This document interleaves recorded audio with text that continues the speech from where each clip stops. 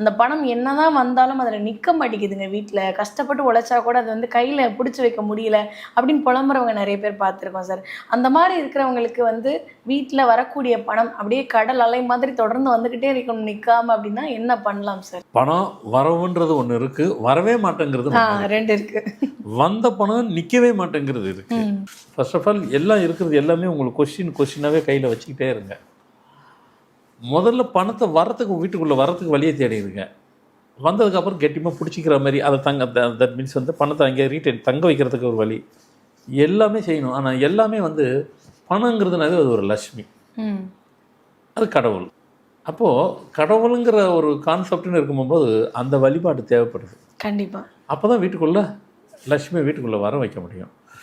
வந்த லக்ஷ்மியை என் வீட்டுக்குள்ளே எங்கேயும் போயிடாத அப்படின்னு தான் எல்லோரும் கேட்க போகிறாங்க. அதை வந்த பணத்தை எங்கிட்ட விட்டு போயிடக்கூடாது, அது மட்டும் கொஞ்சம் பாதுகாத்து கொடு. அடுத்த கேள்வி, முதல்ல அதை வர வைக்கிறதுக்கு உண்டான வழியை தேடணும். அப்படின்னு பார்த்தீங்கன்னாக்கா தீபம் அதாவது அதுக்கு நம்ம டெய்லி செய்ய முடியாதுன்றது ஒன்று. ஏன்னா சில விஷயங்கள் அன்றாட வாரத்தில் வெள்ளிக்கிழமை கூட வச்சுக்கோங்க.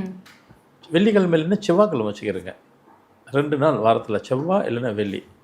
இல்லைங்க எங்களுக்கு புதனில் வேலைக்கிழமை தான் முடியும், ஏதோ ஒரு நாள் வச்சுக்கிறீங்களா, வாரத்துக்கு ஒரு நாள் எடுத்துக்கிறேங்க. உங்கள் வீட்டு வாசல் எங்கே இருக்கோ அங்கேருந்து ஒரு தீபம், நம்ம கார்த்திகை தீபம் ஏற்றுறதுல அந்த மாதிரி ஒரு தீபத்தை, மண் தீபம், ஆமாம், அந்த அப்படியே தொடர்ந்தாற் போல் வச்சுக்கிட்டே வந்துட்டு உங்கள் வீட்டு பூஜை அறை வரைக்கும் கனெக்ட் பண்ணிவிட்டு லக்ஷ்மி ஃபோட்டோ வரைக்கும் வச்சுருங்க. அது கிரவுண்ட் ஃப்ளோரில் உங்கள் வீடு இருக்கா ஃபர்ஸ்ட் ஃப்ளோர் இருக்கான்னு தெரியாது, அது அவங்கவுங்க இருக்கிறத பொறுத்துட்டு அந்த தீபத்தை கரெக்டாக உங்கள் பூஜை ரூம் வரைக்கும் கொண்டு போய் வச்சுருங்க. தீபத்தை ஏற்ற வச்சுருங்க. ஈவினிங் நேரத்தில் செஞ்சால் கூட போதும். தீபத்தை வந்து சாயந்தரம் ஒரு 6-6:30 ஏற்றிடுங்க. 6:30 கூட போகாதீங்க, 6-5-10 ஏற்றிட்டு ஒரு 1 or 2 hours வரைக்கும் அந்த தீபத்தை முதல்ல ஏற்ற வச்சுருங்க. தீபத்தை ஏற்றிட்டு தீபத்துக்கு முதல்ல எங்கே ஏற்றுறீங்களோ அங்கே ஒரு லோட்டஸ் பூவை வச்சுருங்க. அந்த பூவை அப்படியே வந்துட்டு வழி நெடுக்க ஃபுல்லாக வைக்க முடியலனாலும் உங்கள் இடத்த பொறுத்து இருக்குது, ஒரு அடிக்கு ஒரு பூவை அப்படியே தொடர்ந்தா போல் வச்சுட்டு உங்கள் வீட்டு பூஜை ரூம்லேயும் பூவை கனெக்ட் பண்ணிடுங்க.